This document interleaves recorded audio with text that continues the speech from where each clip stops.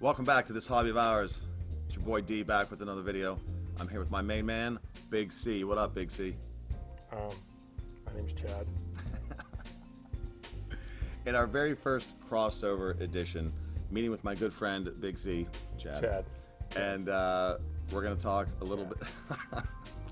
We're going to talk a little bit on this channel about watches, get him introduced to it, and then we're going to go over to his channel, CCTek, and talk about some car stuff, talk about some 3D printing stuff. He's got some super cool projects in the works, and there's a little bit of overlap in as much as wanting to share this hobby, not just watches, but 3D printing, and he's one of my engineer buddies, so he knows all that jazz. Super excited to share it. I've got some 3D print jobs that are very, very basic. Nothing like this monstrosity that he's going to get into in a minute, and going to use it for the watch storage. So how are you doing today, buddy? Doing all right. It's good to be with an old friend sharing new hobbies. Pull the logo from the hat up in here. Tilt that in there and see that. Get some CCTek up and up. Go over to the channel, give him some love. And I thought it might be fun to loan Big C Chad. a watch for a week and kind of get a week on the wrist. He's had watches over the course of his life, obviously, but hasn't maybe had an automatic piece or a modern piece. And no, we don't. No, I don't bash the Apple Watch, but today's episode is not about the Apple Watch. Today's episode is about the Christopher Ward C60 Trident Pro, which is an exciting watch. It's the watch that kind of reinvigorated my interest in watch collecting as an adult. And I figured it would be a fun watch to loan him. And while he's borrowing this, he said I could borrow his Camaro, right? So he gets the watch for a week. I get the Camaro, 69 Camaro, gorgeous. Actually, I would never drive it. It's we're gonna do some episodes with that Camaro. It's You'll beautiful. never know what you'll see with that. Yeah. But I would never drive it. It's too fabulous a thing. So we're gonna invite Chad to take a look at this, and he can ask any questions that he might want to. It's an automatic watch, which means there is an oscillating weight inside that is as your natural body movement throughout the day. The oscillating weight is helping to drive power into the spring. You can also wind it. But because this is a dive watch, it has what's called a screw-down crown to increase water resistance. So in order to get this, you have to unscrew this crown. It'll pop out slightly, and then it has various stepped positions. You wind it, and you're just like at this point, you're manually winding it. So can you wind it too much?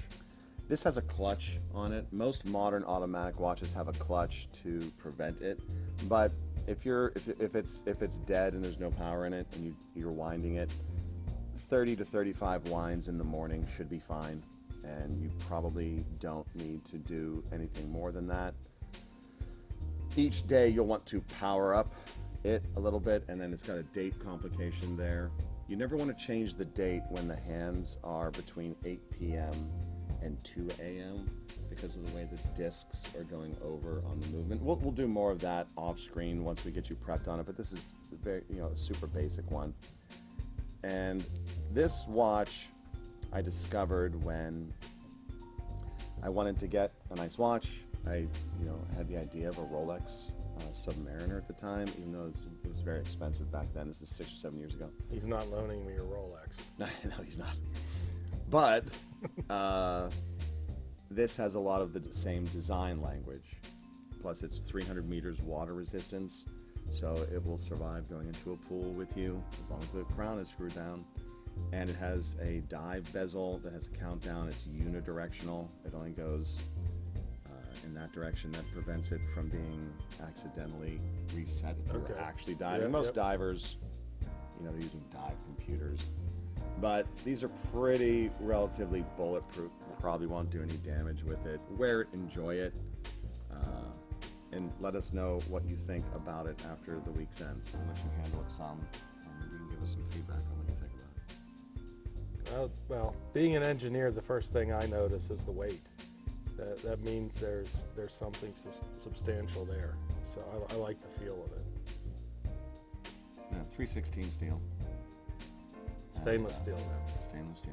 Yeah. Okay, I see what you mean by unidirectional. Yeah, it only wants to go one way.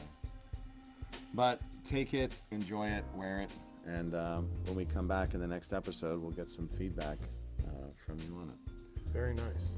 So why don't you can go ahead and pop it on the wrist. Put that on the wrist. Yeah, put it on the wrist, brother. Enjoy that thing. Why don't you give Very us? nice. Oh, look at that. Do a wrist check. Yeah, Wrist look at check. that. Looking good. Hey, Once you- anybody see my new watch? Yeah, I saw it when I was cruising through in your Camaro. It was awesome. All right, give us a little bit of what this amazing looking box is and the rundown on this box.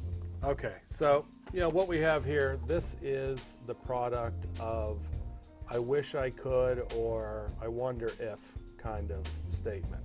I bought a new trailer for one of my toys, a Polaris Razor, and I bought the trailer secondhand, and so like any secondhand purchase, they don't always check all the boxes for everything that you would want, and one of those is lighting. The trailer has very poor lighting in it.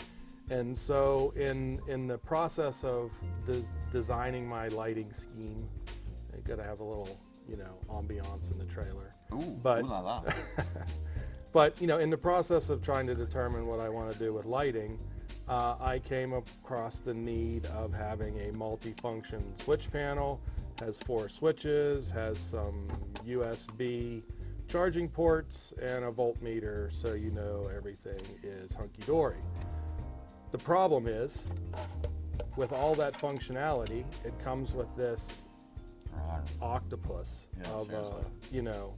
wiring job. This is as it comes out of the box. And so you can imagine having all of this sitting off of the surface of the inside of your trailer or your house or whatever you're doing could be difficult. So I decided that I needed to come up with a solution to make that a little bit easier to deal with. And that solution is a surface mount flange. I was getting there. Oh, sorry, I was closer to the camera.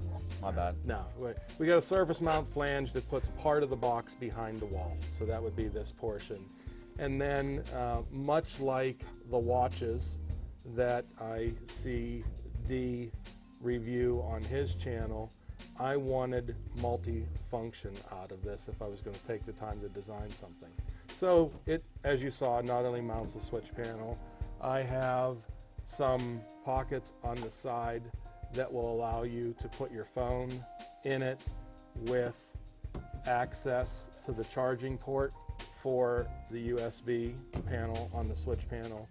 You can also put your pens and pencils in it. There's a lot of multi-function in that That's box. right. You are the inspiration with all of these cool watches that you show. And then Speaking you have of a little multi-function, we've got the Macy's Gambit watch on today. tray. I have one of those in my shopping cart. I just haven't pulled the trigger on it. 25% off, baby.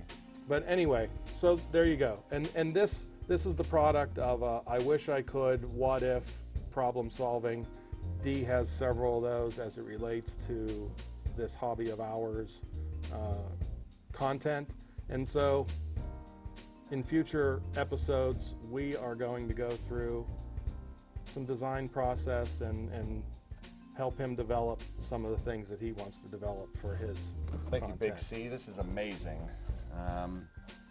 I've known Chad since college, and he actually finished his engineering degree. I got halfway through and just, gosh, it was so hard. I used to be so smart, and then it all just ran away somewhere. It's still there. Yeah, well, it was backfilled by charm. And covered with some snow. I'll take what I can get, but I'm gonna link, put a pop-up to the video where he goes into this, and my goodness, it is amazing what he's done, and just between the CAD and the 3D printing and then the conception of it all. And he's been doing this all his life as an engineer and as a car guy, building stuff for his cars, racing cars, and all sorts of stuff. So I'm excited to have him on the channel. I'm excited to go on his channel, and I'll probably bring some laughs because I can't contribute any engineering, and bring another friend into this hobby of ours and get a fresh perspective on what it is we talk about on my channel, and get some perspective on the things he's talking about on his channel. And it's kind of a second stage to our friendship, if you will. Back in the day, it was all about Trans Ams and Camaros and McDonald's and cruising the park. Yep. And now we're here we are on the internets having fun with our respective hobbies. So thank you for having me out, Chad. Awesome. And looking forward to hearing your review of the watch, and having you help me design my 3D stuff that I can't design because I don't have an engineering degree. So great to have you in the mix, my friend. I appreciate everything you've done for me. I wouldn't have the YouTube channel with anything resembling a reasonable video without Big D here. He's given me a lot of help and support and education on this whole YouTube journey. So I hope you'll come check my channel out, continue to check out Big D on this hobby of ours, and stay tuned for the cool stuff we have coming up. Very kind words, my brother. That's how we get by in life, helping each other out. All right, everyone, take care. Be well. Peace. Peace.